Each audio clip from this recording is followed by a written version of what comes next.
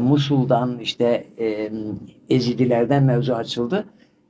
Dedi işte onların bir kabilesi dedi arşivlerde belgeleri var dedi. Onlar köken olarak şu anda biliyorlar bilmiyorlar ama Deylemidirler, Dimilidirler. Aşağı yukarı epey şey. Mesela bir çalışmasında ben şöyle şahit oldum. Böyle birdenbire gözüm açıldı yani. Şimdi bazı arkadaşlar çocuklarına işte Zaza ismi koyuyorlar böyle milli duygularının çok gelişmiş arkadaşlarımız. Bazıları işte lakap olarak Zaza Ahmet, Zaza Mahmut falan böyle arabaların önüne yazıyorlar. Tabii bu son yıllarda böyle bir şey benzer. Osmanlı arşivlerinde de ben daha evvel böyle kitaplardan Zaza lakap olarak duymuştum ama isim olarak babasının ismi Zaza olan. Çocuğun ismi Zaza. Efendim 1840'lı yıllardaki 1840 tarihinde şu an gençle ilgili 800 sayfalık bir kitap hazırladık. 800 yani inşallah sayfa. yakında çıkacak. Orada Zaza kelimesi isim olarak kullanılmış. Mesela olarak. Zaza bin Ahmet, hatta Ahmet bin Zaza. O şekil yani isim olarak Zaza kelimesi kullanmışlar. Hocam yeri gelmişken başka bölgelerde de var mı buna benzer? Mesela şey var, yani Zazaların yaşadığı bölgelerde var. Elazığ'da da var. Aynı şekil isim. Aynı isimler. Palo defteri mesela yapıldı. Nüfus defterinde gene Zaza var. Yani Zaza kelimesi o zaman epey yani isim olarak kullanılmış. Bir de lakap olarak Osmanlı belgelerinde çok var. Çok sayıda. O çok Mesela sayıda. Zaza, Mehmet Zaza, Ahmet Zaza bilmem falan kes. O isim adı ama bir de ayrıca isim olarak kullandığı nüfus kayıtlarında var. Ama Arap olup da kendi çocuğunun ismini Arap takan. Arap tahan tahmin etmiyorum. Ben tanık olmadım ama bilmiyorum bu. Mesela başka milletlerin ismini takıyorlar ama Araplar Hocam Gürcistan, Bosna Hersek, Kosova bir de İtalya'dakiler niye çocuklarına Zaza ismi takıyor? Gürcistan'da Zaza çok yaygındır. Onu biliyorum. Geçenlerde Gürcistan müftüsüyle konuştuk. Şeye gelmişti. Bana söz verdi. Dedi Gürcistan'a gelirsen seni oradaki Zaza ailelerle tanıştırırım. Zaza ismi oralarda var. Yaygın. İtalya'da Zaza kullanır. O Zaza'yla bizim Zaza arasında bir isim benzerliği mi var yoksa yani tarihi onu bilemiyorum. Hocam lafını bağla kesim. Şimdi şöyle çok ilginçtir. Bir tabi'in var. Muhaddistir. Zaza olarak geçiyor. Tabi'in yani ashabı, peygamberin ashabını görenlere tabi'in denilir. Yani peygamber döneminde yaşayan, peygamberden sonraki ikinci nesil onlara tabi'in denilir. Zaza olarak geçiyor. Zaza bin Abdurrahman bin yani bununla ilgili çok anekdot var. Şeyde mesela Mısır'da Zaza yani soy ismi Zaza bizim Türkiye'deki anlamıyla soy ismi Zaza olan çok sayıda yaklaşık 4000 aile olduğunu öğrendik. Bir de Osmanlı arşivinde mesela Zaza Yat, Zaza ne Lübnan'da, o şekilde Ürdün'de vapurlara verilen isimler de var. Hatta hocam şeyde Mısır'da komedi filmi var. İsmi Zaza.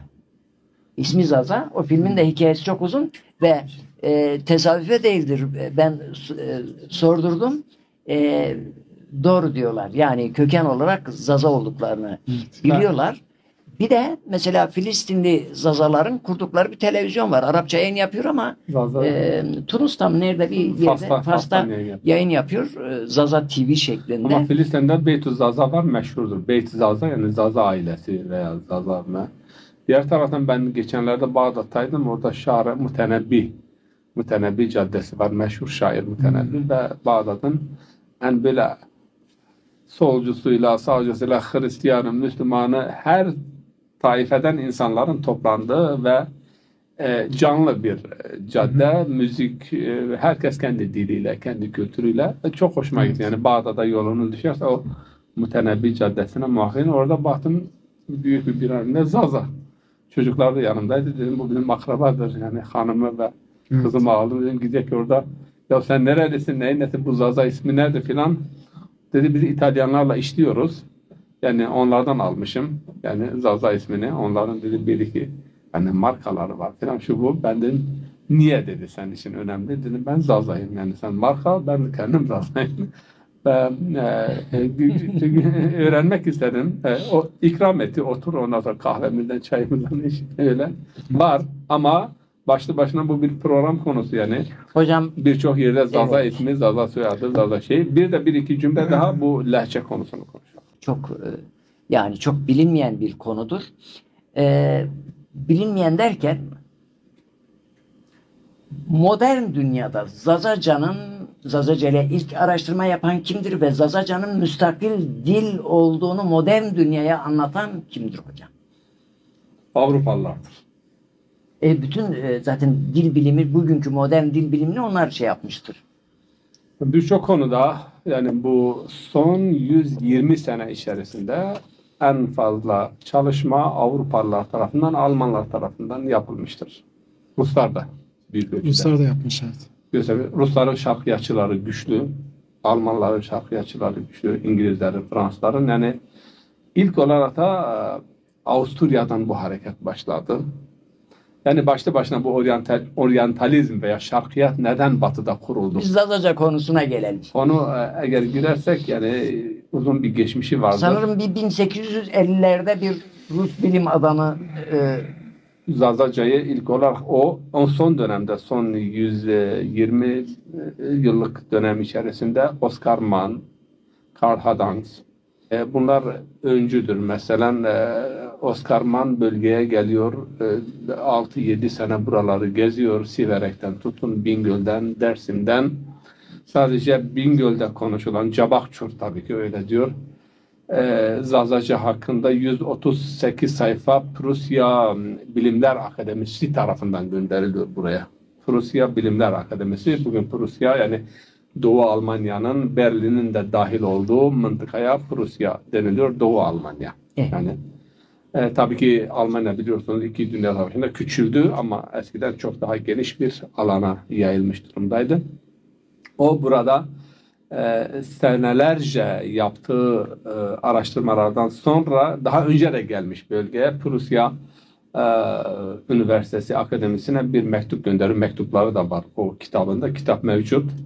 Diyor ki neden bilim adamlarımız bunu fark etmediler ki burada mustakil bir dil vardır. Bu başlı başına bir dildir. Neden? Çünkü gramatik yapısı itibariyle etimolojisi, kelimeli, semantik, sintaks tamamen farklı, nahvu, sarfı yani tamamen farklı olan bir dil ve Oscar Mann aşağı yukarı 100'e yakın Zazaca hikaye, çok güzel hikayeler, hikmetli hikayeler yani çizgi filmlerine konu olabilecek hikayeler. İnşallah gelecekte o hikayelerden de faydalanacağız.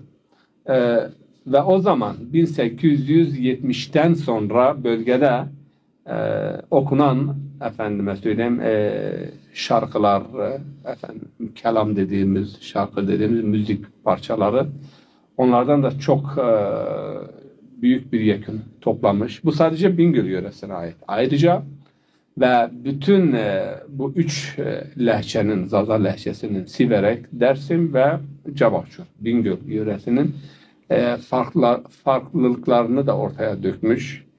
İlginç hem İslam alfabesiyle hem de Latin alfabesiyle o kelimeleri, vokabular dediğimiz kelime hazinesini yazmış, dil bilgisini ortaya koymuş, farklılıklara da değinmiş.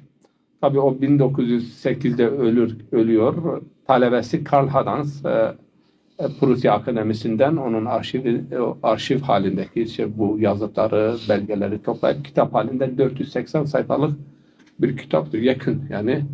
Minorski'nin çalışmaları vardır.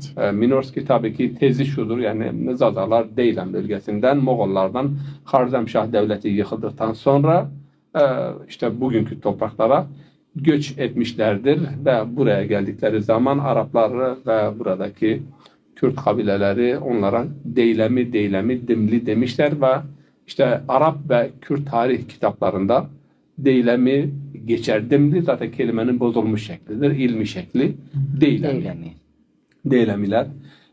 Tabii ki Fransızların da İngilizlerin de çalışmaları var ama bugün de en fazla Almanlar yani bu konuda çok daha fazla çaba harcamışlardır. toplamışlardır. Elimizde bayağı malzeme Hocam, var. Yani. Almanlar biraz daha disiplinli çalışıyorlar değil mi? Çok disiplinli çalışıyorlardı. O zamanlarda da yani Almanlar yani zaten dediğim gibi şarkiyatı ilk olarak kuran Avusturya'dır. Avusturyalılar da Almanlardır. Yani onun için şarkiyatın geçmişi Avusturya, yani sistematik bir şekilde oryantalizmin geçmişi Avusturya ile başlıyor ama İslam alemiyle ve Zazalarla irtibat tabii ki İngilizlerin çok daha geçmişe dayanıyor. Sömürgeci geçmişlerinden dolayı. Çok çalışma var. Bugün Almanya'da, Münih'te, Frankfurt'ta, Hamburg'ta, yani Zazaca birçok üniversitede Zazaca olarak, dil olarak, yani bir lehçe değil, bir dil olarak okutuluyor. Bunu burada yani önemli